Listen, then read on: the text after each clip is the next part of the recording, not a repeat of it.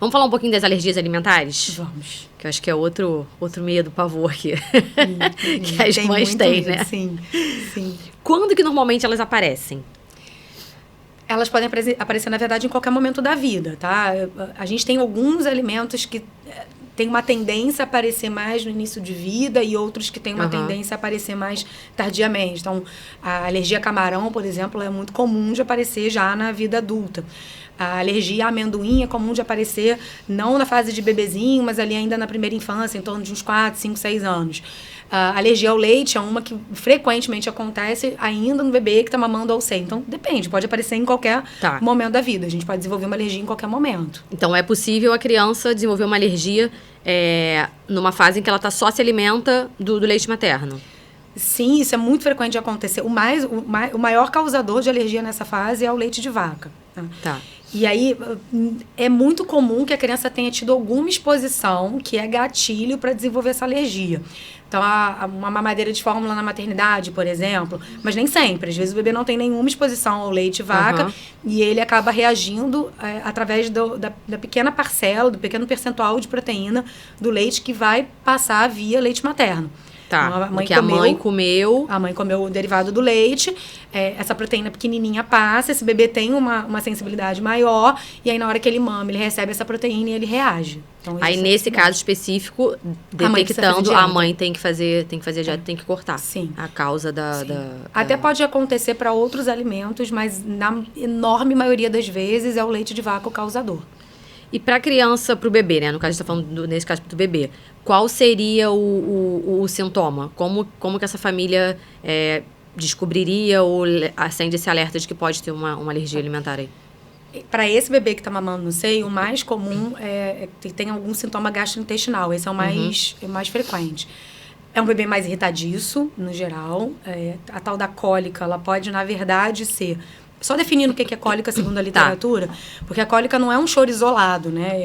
É um choro intenso que dura 2 horas ou mais, direto, que a família faz de tudo, o bebê não é consolável, e isso se repete 3 vezes na semana ou mais. Então, é um choro bem intenso e bem recorrente. Que normalmente acontece... O início normalmente é com 3 semanas de vida. Tá. Bem depois bem dos no 10 dias, né? Bem no iniciozinho de vida. E ele normalmente se resolve espontaneamente por volta dos 3 meses, se não for sintoma de outra coisa. Pode ser sintoma, por exemplo, de uma alergia. Tá. Mas pode não ser nada também. Pode ser algo que se resolve espontaneamente. Mas a cólica pode ser, por exemplo, um sinal de alergia. O bebê está chorando porque ele tem um desconforto, ele sente dor. Sim. Né, por conta daquele alérgeno que está causando um desconforto.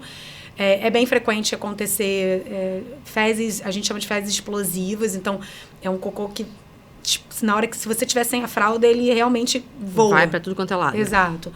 É um bebê que pode ter um pouco de muco ou de sangue nas fezes, é bem comum ter muco ou sangue nas fezes.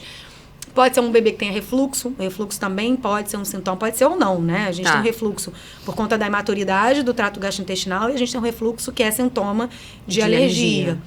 E aí a gente pode ter outros sintomas um pouco menos frequentes. Vômito, a diarreia é frequente. Eu não falei dela, mas é frequente. Mas o vômito um pouco menos. E alguns sintomas de pele. Esses são ainda menos frequentes de alergia ao leite. Seriam sinais aí de repente, uma investigação. Rassadura também. Mas aí são coisas que a gente precisa olhar com um pouco mais de cuidado, que são mais inespecíficos. E aí, no caso da família tá observando algum desses sinais... existe algum exame que é feito para detectar essa alergia? Não tem exame para fazer. Na verdade, o padrão ouro para diagnóstico de alergia alimentar é a retirada, é a dieta de exclusão. A gente faz a exclusão por um período de tempo. O sintoma deve resolver durante a exclusão e aí a gente tem que fazer o teste depois de recolocação. Né? Então, a gente só confirma o diagnóstico quando a gente faz o teste depois. A mãe volta a consumir algum alimento e aí vê como é que o bebê reage. Exatamente. Então, o sintoma tem que sumir na exclusão e reaparecer quando esse alimento for reinserido na dieta. Só assim a gente fecha o diagnóstico. Tá. E aí, normalmente, nesse caso, quem vai acompanhar, o profissional que vai acompanhar a família é o pediatra ou é o nutricionista? A gente tem o envolvimento de alguns profissionais. Não, podem ter 3, na verdade. Pode ser o pediatra sozinho. O pediatra pode, num caso mais difícil, encaminhar para um gastropediatra. E quem faz a dieta é o nutricionista, né? Então, a melhor pessoa para fazer porque A gente até pode... Eu já peguei vários casos, inclusive, da família não conseguir fechar o diagnóstico porque a dieta não estava sendo tão... Não estava muito amarradinha, sabe? Não tinha recebido... Porque é muito detalhe na hora que você vai escolher o leite. O leite, ele está distribuído em muita coisa, né? E aí, se a família não tiver atenção, assim, tem marcas de atum que tem leite. Tem batata chips que tem leite na composição, né? Então, a família tem que estar muito atenta, tem que estar muito bem orientada nessa dieta de exclusão. Se ela não tiver, ela acaba consumindo algum leite sem nem imaginar. E aí o bebê não melhora. Então, essa dieta tem que ser muito amarradinha. Então, realmente, eu sugiro que nesse caso... E não é só isso também, né? Você tem que ter alguns ajustes nutricionais. Até para não prejudicar, digamos assim, o recebimento de nutrientes da mãe também, né? Exato. A mãe e o próprio bebê. Porque essa mãe está amamentando. Ela está com uma necessidade nutricional elevada. A situação em que a gente mais precisa de micronutriente, vitamina mineral, é na amamentação. Até mais que na gestação. E aí ela está excluindo um grupo que tem uma diversidade de nutrientes ali. Se ela não fizer uma reposição ou se ela não adequar essa dieta, a chance dela se prejudicar nutricionalmente ou até prejudicar o bebê é considerável. E precisa fazer suplementação de cálcio. Em todos os casos, a recomendação é fazer suplementação de cálcio. Então, é importante que essa mulher procure, sim, um nutricionista. Mas quem vai fazer o diagnóstico é o pediatra ou o gastropediatra. A nutricionista não faz esse diagnóstico, né? A gente não deve dar esse diagnóstico. A gente recebe o diagnóstico e aí a gente adequa a dieta para a mãe ficar bem nutrida e poder fazer uma exclusão adequada. Tá. Algumas alergias, elas tendem a desaparecer sozinha com o tempo? A maioria, sim. Essas da introdução alimentar, em sua grande maioria, elas desaparecem até os 2 anos de idade. A maioria. Tem alguns fatores, né, que já dizem pra gente, já dão uma ideia de prognóstico. A gente tem 3 tipos de alergia. A gente tem IgE mediada, que é aquela que dá mais medo, né? Que é relacionada ao choque anafilático. Que todo mundo tem medo, que fecha glote. Que fecha glote, tem que correr pro hospital. Isso. A gente tem a não IgE mediada, que é essa do bebê que tem alergia ao leite de vaca nos primeiros meses de vida, normalmente é não IgE mediada ou mista.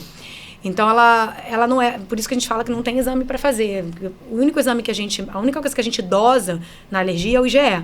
Só que vão ter alergias que não são mediadas pelo IgE. Então, o IgE tá normal. Tá. E não adianta dosar. Aí você não tem como dosar. E, às vezes, a gente tem um IgE elevado porque existe uma outra alergia que está elevando o IgE total e aí você acaba aumentando um pouquinho o IgE de todos os alimentos. Então, não é o exame que vai determinar se tem ou se não tem uma alergia. Na verdade, o exame ele é muito mais para dar um prognóstico e para poder orientar o profissional na reinclusão daquele alimento, mas não para dar diagnóstico. Tá. Ajuda no diagnóstico, mas não conclui. Quando é IgE mediada, existe uma tendência a perdurar mais, né? Então, pode ser uma alergia que vai demorar um pouco mais, vai acompanhar um pouquinho mais de tempo. As não IgE mediadas e mistas têm uma tendência a desaparecer um pouco mais cedo. Tendência, tá? Mas isso não é uma regra.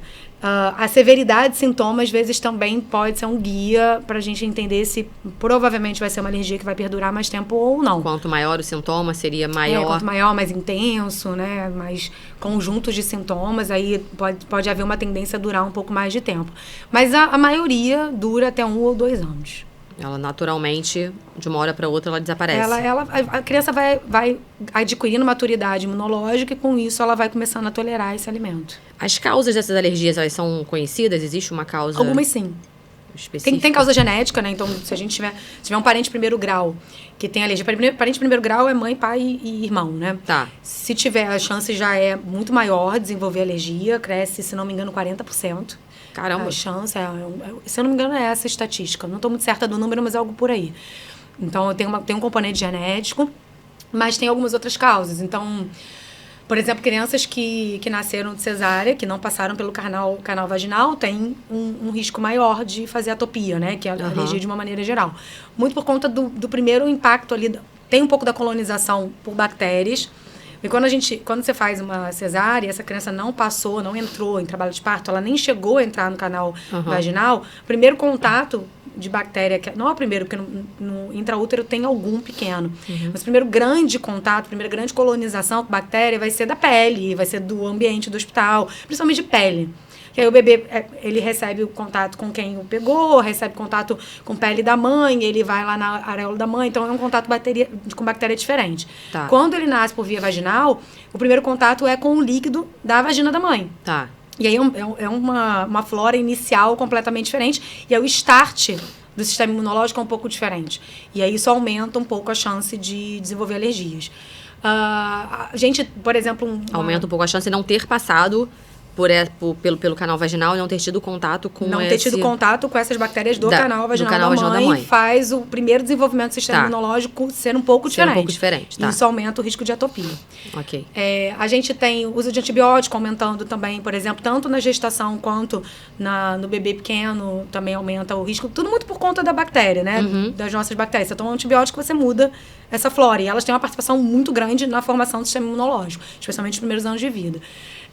Tem também uma introdução, por exemplo, uma introdução precoce, muito precoce de fórmula, num bebê que não está ainda com a barreira intestinal bem formada, então ele acaba... É como se ele não quebrasse bem essa proteína, porque ela tem que ser digerida e tem que ser absorvida em pequenos pedacinhos. Se ela for absorvida e digerida, né, entrar na corrente sanguínea um pedaço maior, é como se o corpo não reconhecesse e isso aumenta a chance de alergia. Então, tem algumas coisas ali, tem alguns fatores ali desde a concepção até os 2 anos de vida que aumentam, sim, a chance de desenvolver uma alergia. Mas que, na verdade, na hora que apresenta a alergia, você não tem como saber em que momento isso aconteceu. Não, seria não exatamente. Mais você tem os fatores de risco, você imagina que alguma coisa dali acabou interferindo, mas com certeza não tem como ter essa exatidão, né? Não. E se a criança ela apresenta uma alergia alimentar aí, na infância, né? Ela fica mais suscetível, digamos assim, a ter outras alergias ao longo da vida? A desenvolver outras alergias com o passar do tempo? Não necessariamente, porque talvez se ela tivesse muitos fatores de risco, ela já tem na história os fatores de risco, ela pode desenvolver. Mas nem todas as crianças que desenvolveram uma alergia, por exemplo, alergia de vaca, vão desenvolver outras alergias. Assim, não existe uma relação direta, não. Uhum. Mas talvez essa criança tenha os fatores de risco.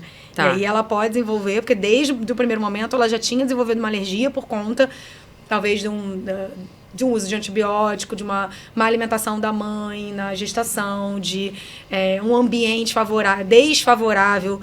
Tem a teoria da higiene também, que é uma que eu tinha esquecido, mas aquele ambiente muito limpo. Né, que não deu pistas para o sistema imunológico para se desenvolver bem. E aí essa criança, de fato, pode acabar desenvolvendo outras alergias ao longo da vida. Mas muito porque ela tem os fatores de risco, né? Tá. Se você gostou desse corte, você pode conferir esse conteúdo na íntegra clicando no link aqui ao lado. Não deixe de dar aquela curtida, se inscreva no canal e não deixe de seguir a Wi-Fi nas redes sociais. Os links vão estar na descrição. Lembrando que esse corte é um oferecimento da Interlife. Até a próxima!